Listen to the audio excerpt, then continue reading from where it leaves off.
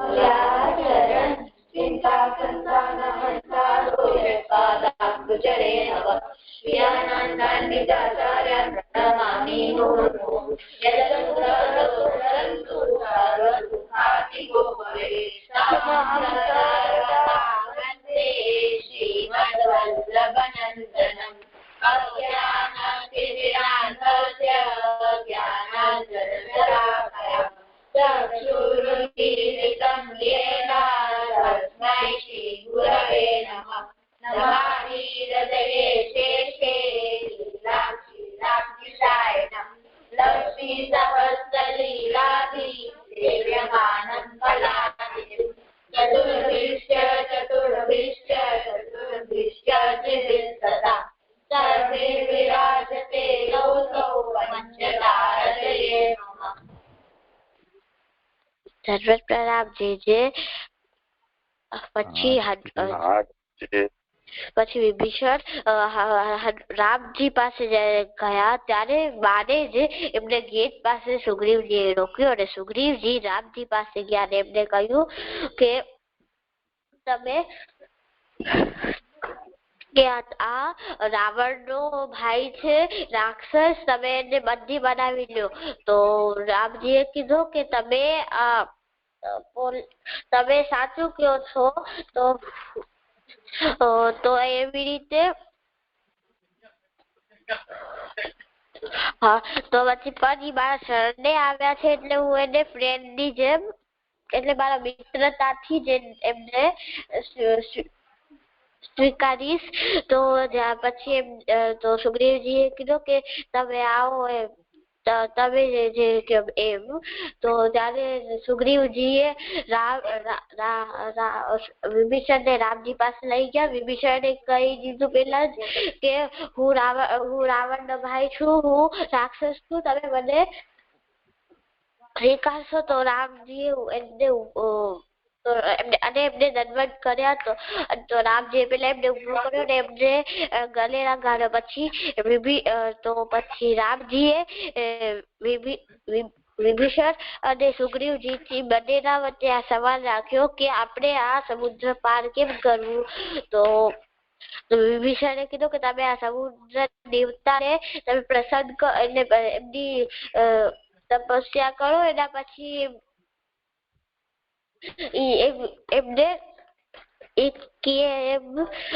એમને વિનંતી કરો કે અમને ત્યાં જવા દો. તો પણ લક્ષ્મણજીએ કીધું કે ના, તમે તો આ સમુદ્ર ને મારી શકો એટલે એને આખો સુકાવી શકો છો અગ્નિ બાણથી.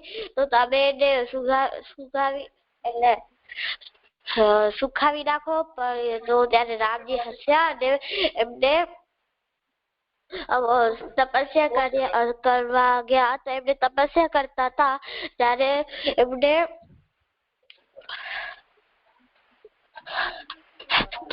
પછી 3 દિવસ સુધી તપસ્યા કરી. પણ ત્યાં એમને પણ સમુદ્ર દેવતા પ્રકટ થયા નહીં. ત્યારે એમને લક્ષ્મણજી ને કીધું કે બાણ દો. તો ત્યારે લક્ષ્મણજી બાણ દીધા અને એમને અગ્નિ બાણ છોડ્યા. તો ત્યારે લક્ષ્મણજી પ્રસન્ન થયા. એમને કીધું કે મને તો તમે કરી શકો છો તો તમે કરો ને. લક્ષ્મણજી એમ સોચ્યો. ત્યારે એમને પછી અંદર તો ત્યારે સમુદ્ર દેવતા બારે પ્રકટ થયા અને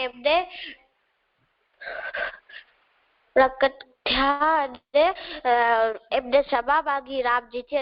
એમને કહ્યું કે તમારામાં 2 નલ અને નીલ જે રાક્ષસ જે વાનર છે, વાનર એમના પાસે એવી શક્તિ છે જે બી વસ્તુ ઉપાડશે એ હલકી થઈ જશે.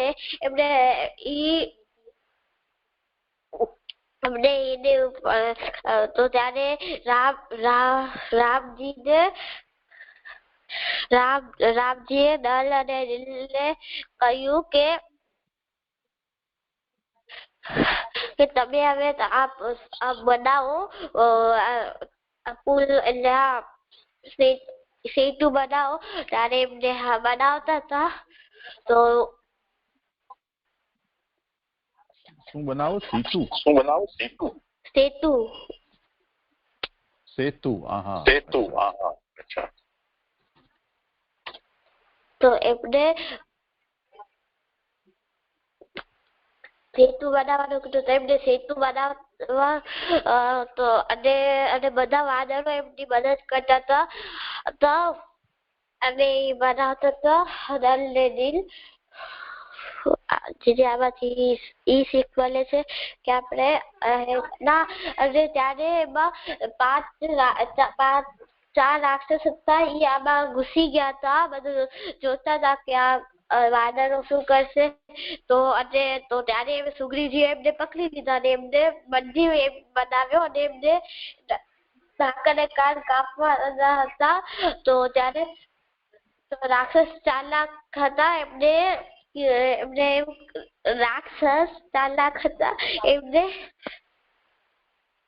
એમને રામનો જપ કર્યો અને એમને કીધું કે આમને તો વાનરે તો લક્ષ્મણજી એમની ચાલાકી સમજી ગયા.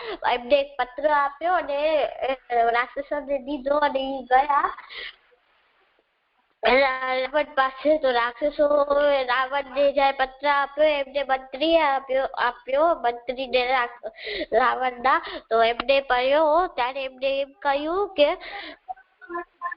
અને રાવણને એમને પૂછ્યું ત્યારે રાક્ષસોને કે વિભીષણ એમને ત્યાંથી નીકાળી દીધો કે રામજીએ રાખ્યો.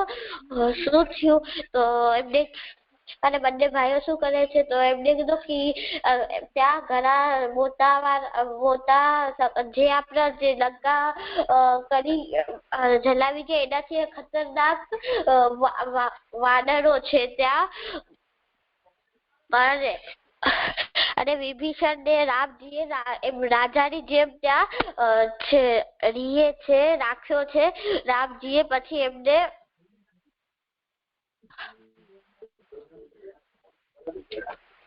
જયારે મંત્રીએ પત્ર વાંચ્યું ત્યારે એમાં એમ લખેલું હતું કે રાવણ તું સીતાજીને લઈ અને રામજીના શરણે આવી જા નકા કે એક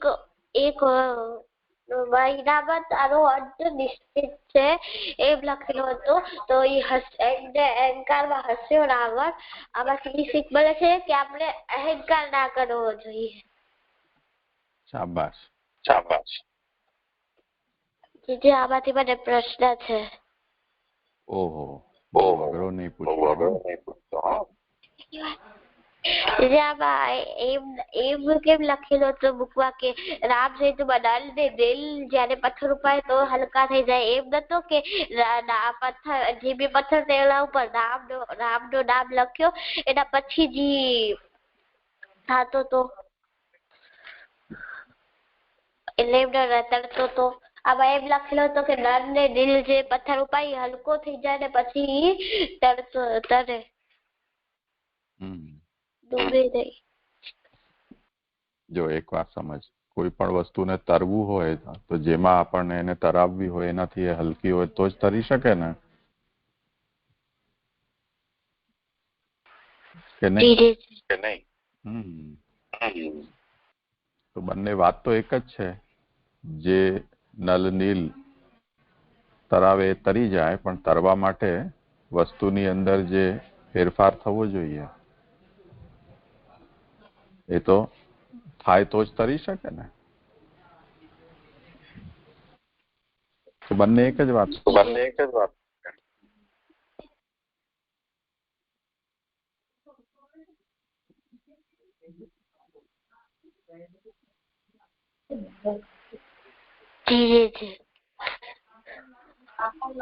એવું સમજાયું કે જે પથ્થર જેનાથી જે જે કરે છે એનાથી હલકી થઈ જાય, જે વસ્તુ તરવાની છે એનામાં ફેરફાર બંને વસ્તુ એક જેવી છે. રામનું નામ લખે તો એ જ વસ્તુ થવાની છે, હલકી થઈ જશે પથ્થર રામજીની શક્તિથી.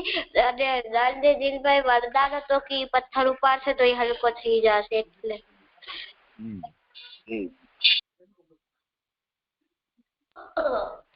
આમાંથી એ મને શબ્દ છે કે શબ્દ આમાંથી છે કે ગુરાવતાર ઈ જે ગુરાવતાર એટલે કે ગુરાવતાર એટલે કે જે ત્રણ દેવતા છે એ જેના ગુરાવતાર છે પેલા નારાયણ પછી બ્રહ્મા અને મહેશ તેનો પાસે મહેશ એટલે શિવજી પાસે તામસ ગુણની શક્તિ છે, બ્રહ્માજી પાસે રાજસી ગુણની શક્તિ છે અને એટલે વિષ્ણુજી પાસે સત્ય ગુણની શક્તિ, સાત્વિક ગુણની શક્તિ છે. આમાંથી ઈ ત્રણેય ગુણ દેવતાઓ પૃથ્વી પર કંટ્રોલ કરે છે. એ થઈ ગયું. ધન્યવાદ. પ્રણામ જીજી. હા રાકેશ. રામદાસ ચૌહાણ નો બીજો પ્રસંગ. એક વખત શ્રીનાથજીએ સદુ પાંડેને શ્રીનાથજીની સેવા કરવા 5-10 વ્રજવાસીઓને બોલાવવાનું કહ્યું. ત્યારે સદુ પાંડે કહ્યું કે વ્રજવાસીઓથી સેવા નહીં થાય. ત્યારે શ્રી આચાર્યજીએ રાધાકુંડ પાસેથી બંગાળીઓને બોલાવ્યા અને રુદ્રકુંડ ઉપર ઝૂંપડી બનાવડાવી અને શ્રીનાથજીની સેવા સોંપી અને રામદાસ માનસી સેવામાં મગ્ન રહેતા.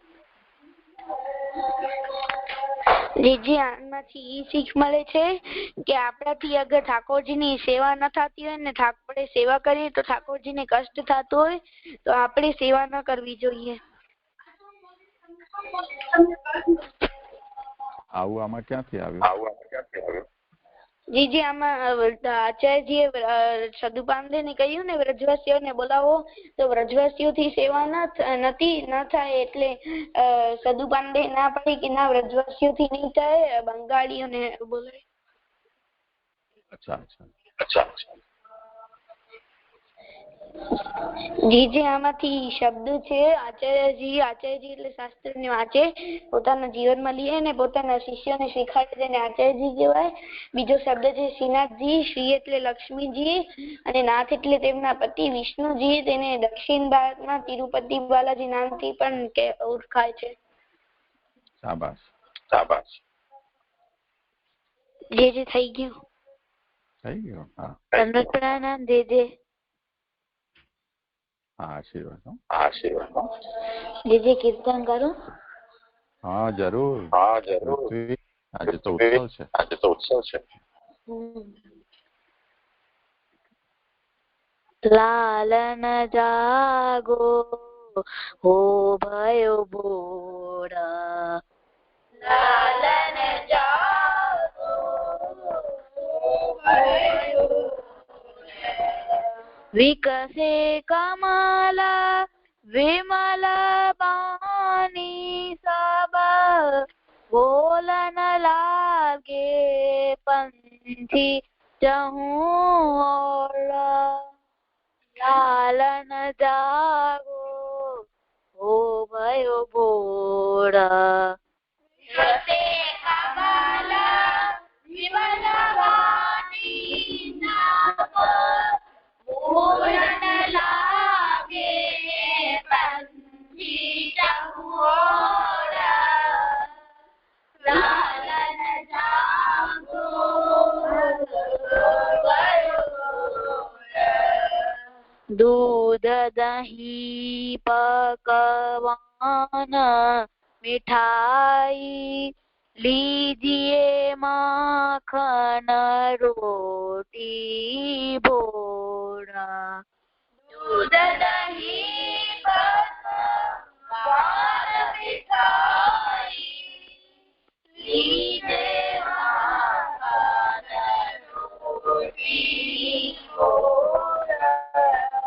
રસિક પ્રીતમાસો કહત નંદ રાની ઉઠ બેઠો નંદ કિશોર લાલન જાગો હો भयो ભોર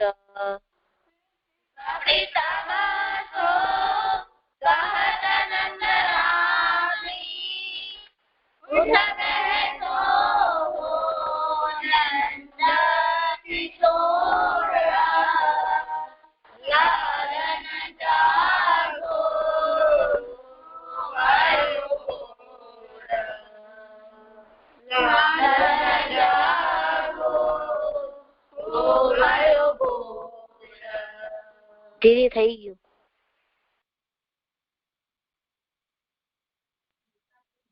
બહુ સુંદર કર્યું હો પૃથ્વી. એવી રીતે બધા કીર્તન કરી લો તૈયાર. તમે જે પાછળથી શીખ્યા છે ને એ બધા કરી લો તૈયાર.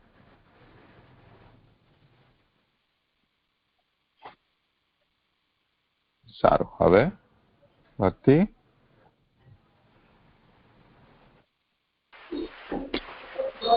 જી જે મેં જે કાલે કાલના અધ્યયનમાં એવું જોયું હતું કે જે જ્ઞાનાર્થ અને જ્ઞાનોત્તર જ્ઞાન માર્ગીય સંન્યાસ માં જે પણ જે સંન્યાસની પદ્ધતિ છે ને એ બધું સમજાવવામાં આવ્યું છે.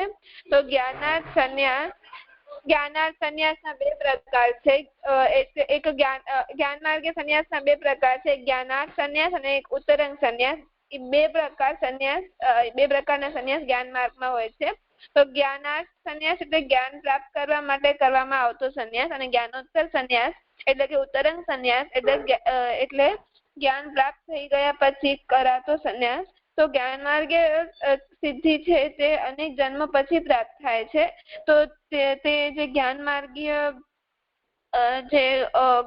જે જ્ઞાન માર્ગીય જે સંન્યાસ લે છે ને ઘણા જન્મો પછી ફળ મળે છે. તો જ્ઞાન માર્ગીય અને ભક્તિ માર્ગીય સંન્યાસની તુલના આપણે પહેલા જોઈ હતી તો એ કરવામાં આવી હતી. તો એમાં જ્ઞાન માર્ગીય સંન્યાસીને ઘણો વિલંબ થાય છે ફળ મળવામાં. એને કમ્પેર એટલે જે ભક્તિ માર્ગીય સંન્યાસમાં જે ફળ મળે છે એની તુલનામાં જે જ્ઞાન માર્ગીય સંન્યાસ છે એ લોકોને બહુ જ વધારે વિલંબ થાય છે. જે સંન્યાસ ગ્રહણ કરે છે જ્ઞાન માર્ગીય તે જ્ઞાનાર્થ હોય કે જ્ઞાનોત્તર હોય તો એમાં બંનેમાં એમાં એવું નથી કે તેને ત્યાગ કર્યા પછી તે યજ્ઞાદિ ન કરવાના, કેમ કે જ્ઞાન માર્ગમાં એવું હોય છે કે કોઈ યજ્ઞ આદિ કરવાના હોય, યજ્ઞ આદિના સાધન ને બધું કરવાનું હોય. તો પછી જેને ગ્રહસ્થ આશ્રમ અને વાનપ્રસ્થ આશ્રમમાં તો યજ્ઞાદિ કરી શકે, પણ જે સંન્યાસ છે એનામાં યજ્ઞાદિ કરવાનું કે નહીં, તો પછી એવું વિચારે જ્ઞાન માર્ગે કે હવે નહીં કરવાનું. જે લોકોએ સંન્યાસ લઈ લીધો છે જ્ઞાનાર્થ કે જ્ઞાનોત્તર સંન્યાસ જે લોકોએ લીધું છે, તો એવું નથી. એ અવસ્થામાં પણ એમને યજ્ઞાદિ કરવાના હોય છે. એ લોકોને માનસ યજ્ઞ કરવાના હોય છે. ત્યાગ કર્યા પછી જે ત્યાગ કરે તેને માનસ યજ્ઞ કરવા જોઈએ. પછી તેની સામે ભક્તિ માર્ગીય સાધન નથી, તેમાં ખાલી ભાવ અને ભાવના જ છે. તો અહીંયા તુલના કરતા જાય છે. તો એમાં જે જ્ઞાન માર્ગમાં છે એના જે સાધનમાં યજ્ઞ બતાવ્યો છે, પર માનસ યજ્ઞ, પર ભક્તિ માર્ગમાં એવું નથી કહ્યું. એનામાં એક જ સાધન છે, ભાવ અને એની ભાવના. તો જે હવે હમણાં જે વાત કહી છે એના પ્રમાણે જે જ્ઞાન માર્ગીય હોય, જ્ઞાનાર્થ અથવા જ્ઞાનોત્તર સંન્યાસ કરે, બંનેની પહેલી એમને બંનેને જે પણ ખૂબ જ જે એમની પદ્ધતિ છે એમાં ખૂબ જ કઠિનાઈ હોય છે જે જ્ઞાન માર્ગ સંન્યાસમાં, અને ફળમાં પણ એમને અનેક જન્મો પછી સિદ્ધિ મળે છે. અને એમાં માનસ યજ્ઞ કરવાનું કહ્યું છે. તો કલિકાલમાં જો જ્ઞાન માર્ગીય સંન્યાસ લેવામાં આવે તો એવો કરવા જે સંન્યાસ લે છે એને પછતાવો થાય છે સંન્યાસીને. તો એમ શું કામ? તો કલિકાળ એટલો કઠિન છે કે સંન્યાસી છે તે પાખંડી બને છે અને તેને પાખંડ કરવો જ પડે છે. કલિયુગમાં જ્ઞાન માર્ગીય સંન્યાસ ધર્મ પાલન કરવો સંભવ જ નથી, અસંભવ છે. સંન્યાસ લીધા પછી એટલે કે એમાં એવું થઈ જાય છે કે જે જ્ઞાન માર્ગીય છે એ સંન્યાસ લે તો એના પછી એની જે ધર્મ છે એના જેટલા પણ એના સાધન જે નિયમોને જે કયા છે અગર એ પાલન ના કરી શકે તો એ જે સંન્યાસ લીધું છે એનો ત્યાગ એટલે કે પાછો સંસારમાં ના આવી શકે. અગર એ એવું કરે તો એના સંસારમાં નિંદા થાય તો એની અંદર તો હવે એને કઈ જે પણ સંન્યાસી કેના માટે લેતા હોય છે તો જે જ્ઞાન માર્ગીય મોક્ષની ઈચ્છા માટે લેતા હોય. તો જે વ્યક્તિને મોક્ષની ઈચ્છા ના હોય પણ સંન્યાસ લઈ લીધો છે તેથી સંન્યાસી બનવાનો ઢોંગ તે કરે છે તો તેને પાખંડી કહેવામાં આવ્યો છે. તેથી કલિકાલના કારણે જ્ઞાન માર્ગીય સંન્યાસ ન લેવો જોઈએ એવું જોયું હતું. અને પછી જોયો તો કે જે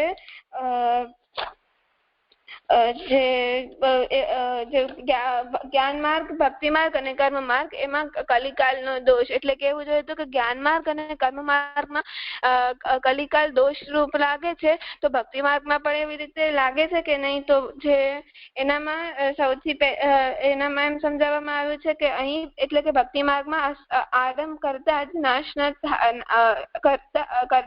ન હોય કારણ કે તેવા દ્રષ્ટાંત નથી મળતા. વળી સ્વસ્થતાના હેતુનો પરિત્યાગ છે તેથી તેને બાદ કોણ કરી શકે?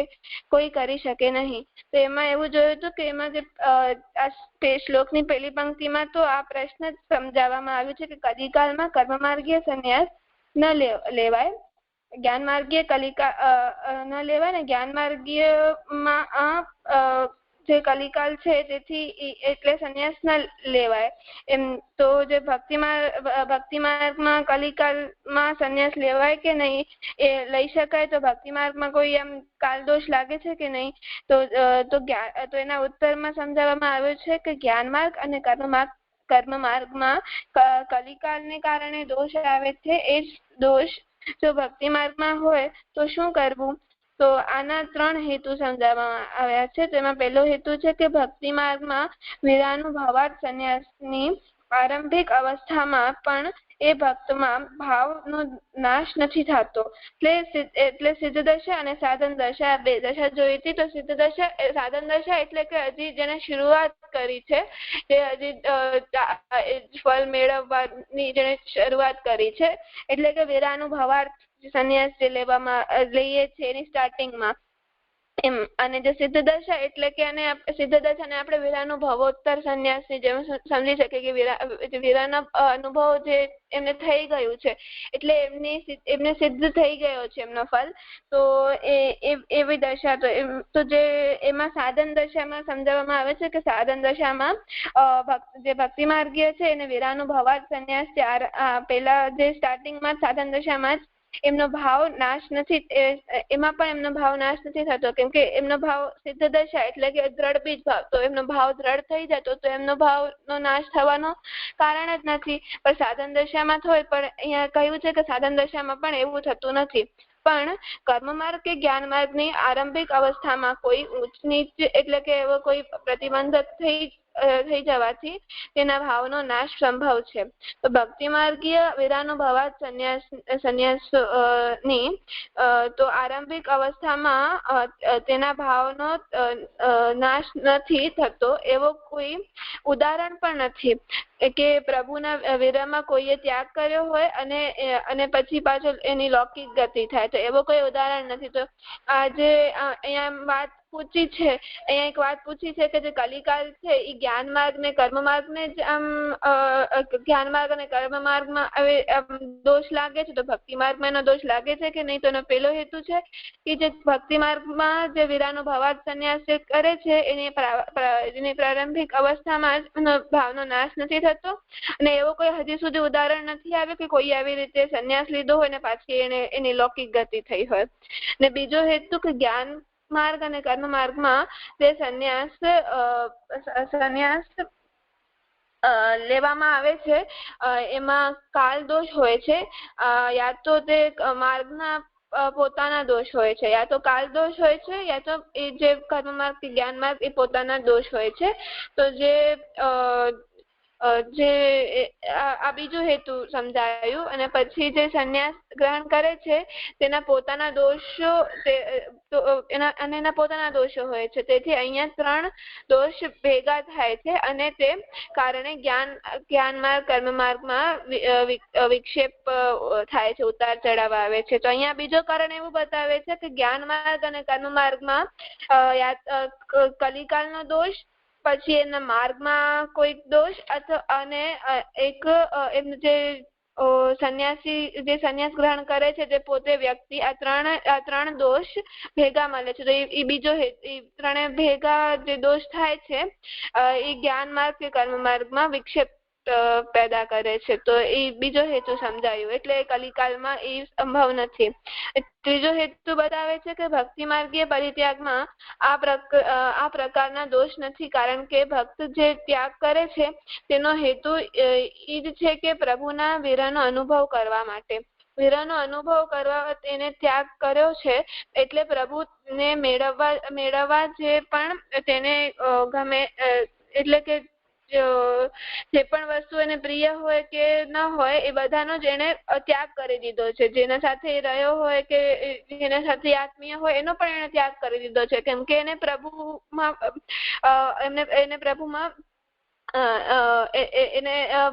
પ્રભુનો વિરહનો અનુભવ કરવો હતો. એ બધી વસ્તુનો એને ત્યાગ કર્યો છે.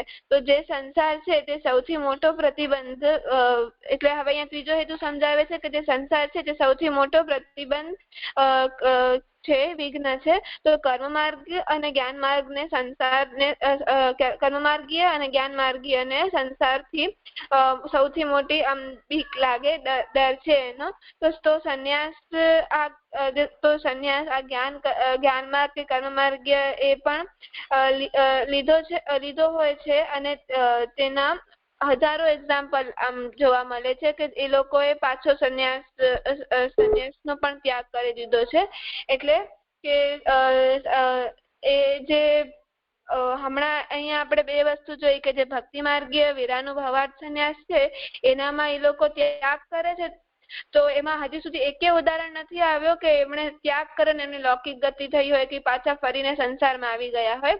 પણ જે કર્મ માર્ગીય કે જ્ઞાન માર્ગીય એવી રીતે સંન્યાસ લીધો હોય અને એ લોકો પાછા સંસારમાં આવી ગયા હોય, ત્યાગનો પણ ત્યાગ કર્યો હોય, એવા ઘણા બધા ઉદાહરણો છે. તો જે ભક્તિ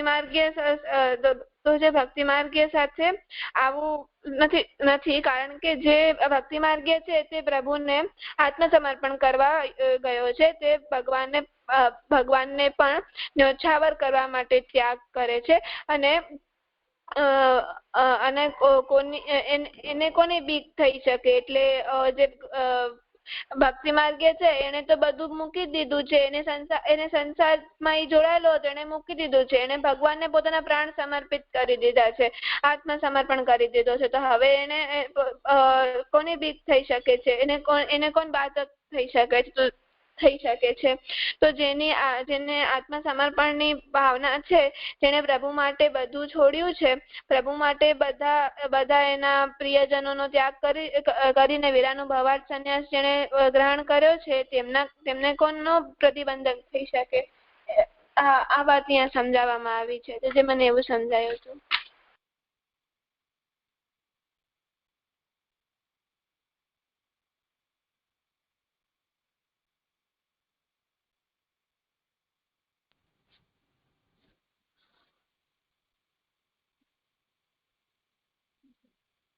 હવે તમને આજે કેવી અનુકૂળતા છે? આગળ જો તમે કરી શકો તો કરો થોડું, નહીં તો પછી આટલું જ રાખો.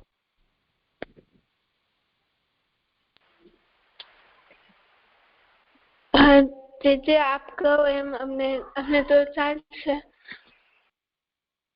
હા, તો કરી લો પછી.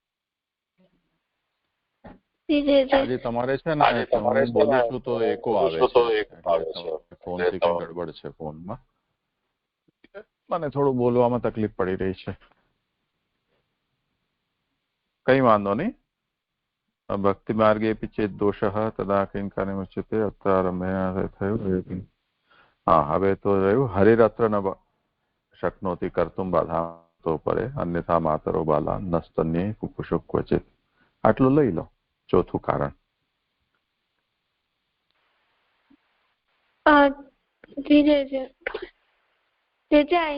અહીંયાથી પ્રોબ્લેમ છે. અહીંયાથી અવાજ નથી આવી રહ્યો. અવાજ આવે છે પણ તમે સ્પીકર મોડ ઉપર છો એટલે મને મારો એકો સંભળાય છે.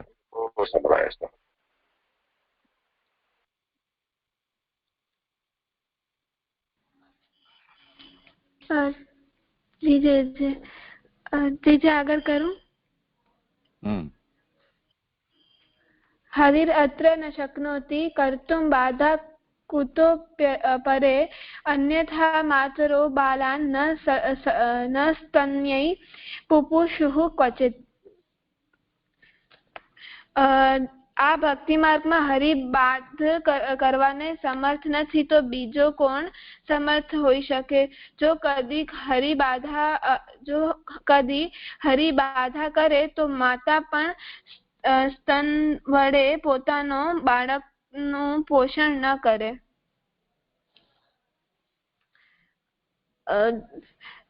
જે મને આમાં એવું સમજાય છે કે ભક્તિ માર્ગમાં હરિબાધ કરનારા નથી. એટલે જે આગળ જોયું હતું એવું કે જે પ્રભુ છે એ દયાલુ છે ને અને જે ભગવાન છે એ પોતે જ ફલ છે. તો પછી તો પછી એટલે એ કોઈને સ્વસ્થ કરી અને યા તો પછી બાધા એટલે વચ્ચેથી જેને સંકલ્પ લીધો હે વીરા કરીને પછી વીરાનો અનુભવ કરીને પછી પ્રભુને મળવાનો, તો એમને બાધક રૂપ નથી થતા. તો એવી રીતે પ્રભુ બાધક રૂપ નથી એટલે અહીંયા પ્રભુ બાધક રૂપ નથી તો પછી એટલે પ્રભુ બાધક રૂપ થતા જ નથી અહીંયા. અને અગર પ્રભુ બાધક રૂપ હોય તો માતા પણ પોતાના બાળકનું પોષણ ન કરે. એટલે પ્રભુ જે ઈચ્છે તે કરાવી શકે છે. એટલે મને એવું સમજાય છે.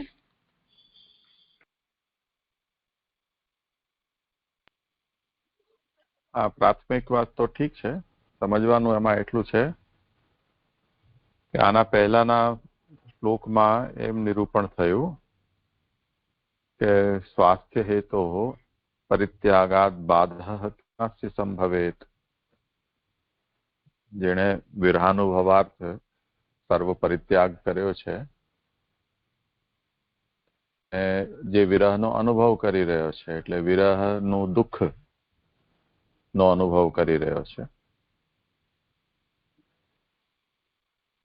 એને એ વિરહ દુઃખમાંથી બહાર આવવા માટેના જેટલા પણ સાધનો છે એ તો એને જાતે જ છોડ્યા છે. તો સ્વાસ્થ્ય હેતો પરિત્યાગાત બાધા કેનાસ્તિ સંભવેત. તો હવે આના વિરહ દુઃખના અનુભવમાં બીજું કોણ બાધા ઊભી કરી શકે? એનો આપણે ગઈકાલે ઘણા બધા ઉદાહરણો જોયા હતા.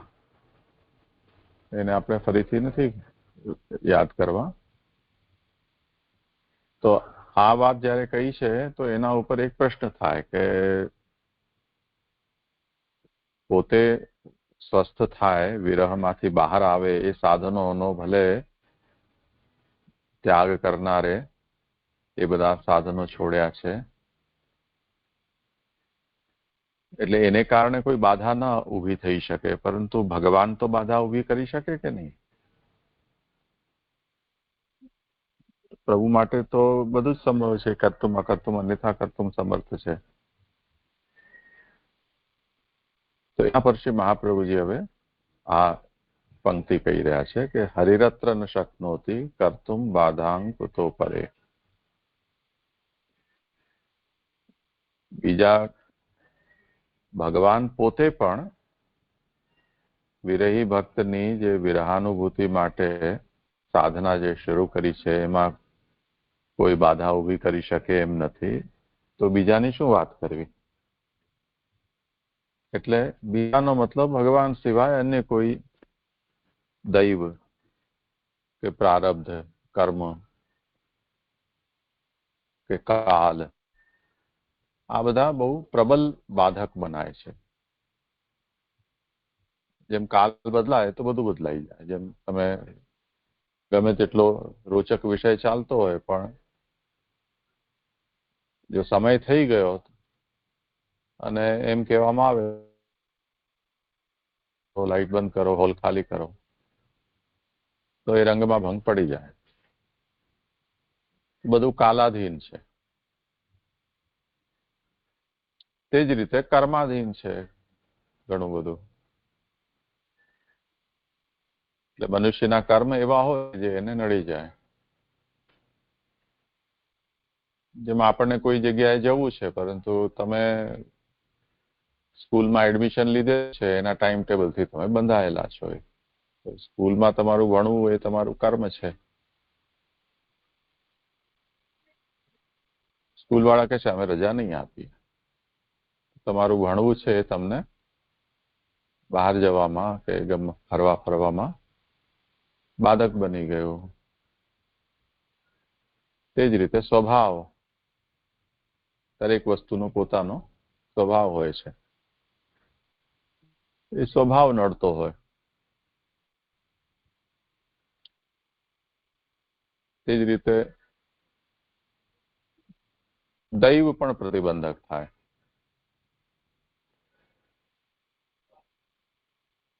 કોઈ દેવતા આડા પડી જાય. ઘણા લોકો એમ ફરિયાદ કરતા હોય કે અમને પિતૃ નડે છે, કોઈને કોઈક ગ્રહ નડે છે, એવું કહેતા હોય છે. તો એ દૈવ એક પ્રતિબંધક હોય છે. તો કાલ, કર્મ, સ્વભાવ, દૈવ.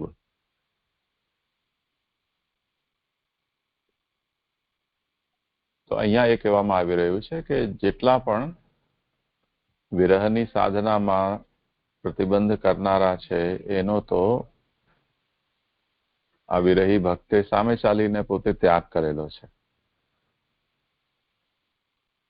અને રહી વાત એ કે છેલ્લે બાકી ભગવાન, તો ભગવાન પોતે પણ આની સાધનામાં બાધા ઊભી કરી શકે એમ નથી. બાધાનું સ્વરૂપ શું? જેમ આપણે કાલે જોયું, કોઈને બહુ ભૂખ લાગી હોય અને એને 2 ગ્લાસ પાણી પીવડાવી દો ભોજન કરાવતા પહેલા, તો એને જે ભોજન માટેનો વિરહ હતો એ જો એને જલ પીવડાવીને પછી ભોજન કરાવશો તો ન તો એને ભોજનનો સ્વાદ આવશે, ન એનો વિરહની અનુભૂતિ પૂર્ણ થશે. એવી રીતે ભગવાન આ જે વિરહની સાધના કરી રહ્યો છે એ ભગવાનના માર્ગનો સાધક છે. એટલે પ્રેમ માર્ગનો, ભક્તિ માર્ગનો સાધક છે. ભક્તિની પૂર્ણતા, પૂર્ણ રૂપથી અનુભૂતિ થાય એ પ્રભુ ઈચ્છે છે, તો એને પૂર્ણ રૂપથી ફલનો અનુભવ થાય, સ્વાદ ચખાય. ભગવાન તો મળવાના જ છે એ ભક્તને, એમાં તો કોઈ સંશય નથી. પણ પ્રભુનો સંયોગ એને મળે, એ સંયોગ એને પૂર્ણ રૂપથી સુખ આપનારો થાય એના માટે એ જરૂરી છે કે વિરહનો અનુભવ પણ પૂરેપૂરો કરે. અધકચરો અનુભવ કરે તો સંયોગનો અનુભવનો પણ એને પૂર્ણ આનંદ પ્રાપ્ત ન થાય.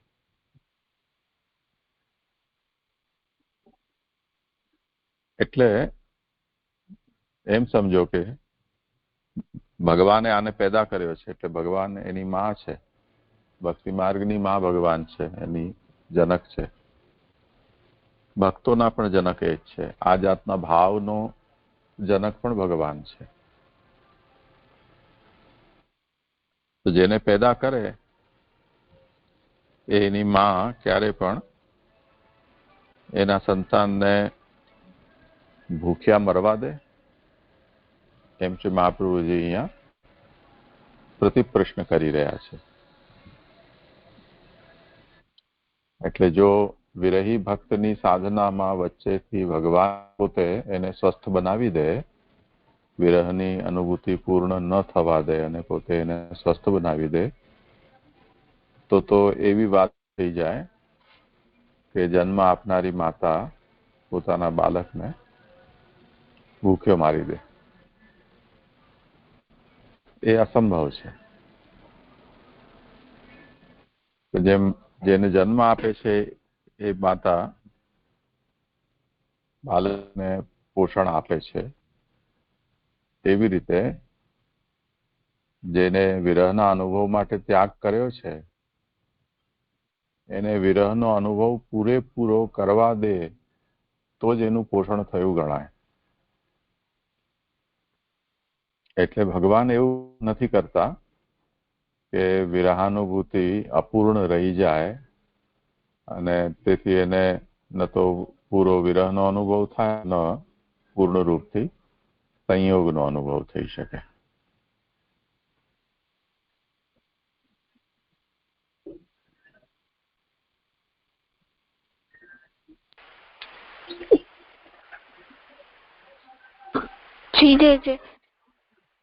જે મને એવું સમજાયું કે જે અહીંયા એમ કહેવામાં આવ્યું છે કે જે હમણાં જે ભક્તિ માર્ગીય જે છે એમણે વિરહનો ભવાર્થ સંન્યાસ કર્યો છે, તો એમણે બધી જ વસ્તુનો ત્યાગ કરી દીધો છે.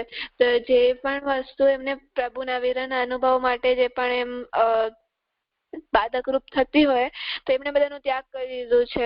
પર હવે બધી જ વસ્તુને એવું જે પણ વસ્તુ છે જે પ્રતિબંધક થતી હોય એને એવું ત્યાગ કરીને પછી સંન્યાસ લીધો છે. તો હવે એક પ્રભુ જ છે જે હવે એને બીજું તો કઈ બાધક રૂપ નથી થઈ શકતું, એક પ્રભુ છે. અને તો પ્રભુ પણ એમની જે સાધના છે એનામાં બાધક રૂપ નથી થતા. પ્રભુ પણ નથી કરતા, તો બીજું કોણ કરી શકે?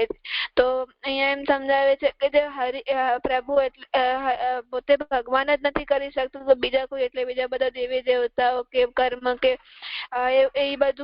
એવું બધું પણ થોડી ને બાધક કરી શકશે. પોતે ભગવાન જ બાધક રૂપ નથી થતા.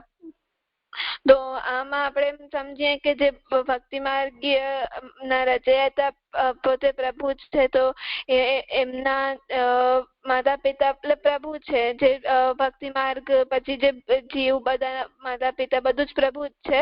તો જેમ અગર પ્રભુ જે ભક્ત છે એ વિરહના અનુભવ એને એવો સંકલ્પ લીધો છે કે વિરહનો અનુભવ કરીશ પછી પ્રભુ એને દર્શન આપશે. તો જે વિરહાનુભવાર્થ સંન્યાસ એને લીધો છે એનો જે વિરહનો અનુભવ છે એને પૂર્ણ થવા દેશે પ્રભુ, અને પછી એને પોતાનો સંયોગ કરાવશે જેથી એને પૂર્ણ ફળ મળે. અગર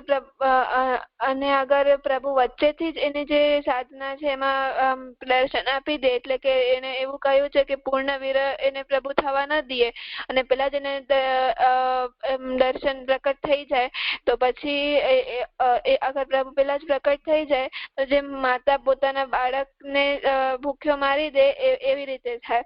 તો માતા પોતાના બાળકને ક્યારે એમ ભૂખ્યો ન રાખે, એવી જ રીતે પ્રભુ પોતાના ભક્તની જે સાધના છે એનામાં વિક્ષેપ નથી કરતા.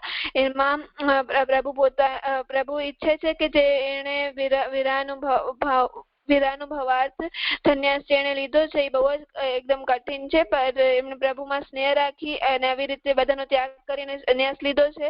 તો જે વિરહ એ કાઢ્યું છે તો એને પૂર્ણ વિરહનો અનુભવ થાય, જેથી એને પૂર્ણ ફળ મળે. કેમ કે પ્રભુ તો એને મળશે જ, પણ જે પૂર્ણ ફળ એને જે સંયોગનો પ્રભુ સાથે મળવાનો હશે એ નહીં મળે અગર એને પૂર્ણ વિરહ નહીં થાય. તો પ્રભુ એવી રીતે બાધક નથી થતા, જે મને એવું સમજાયું.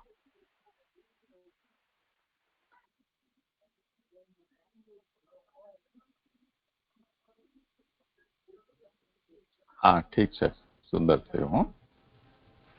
બસ તો આજે અહીંયા રાખીએ, કાલે પણ આ રીતે જ આપણે કરીશું. જી જી જી.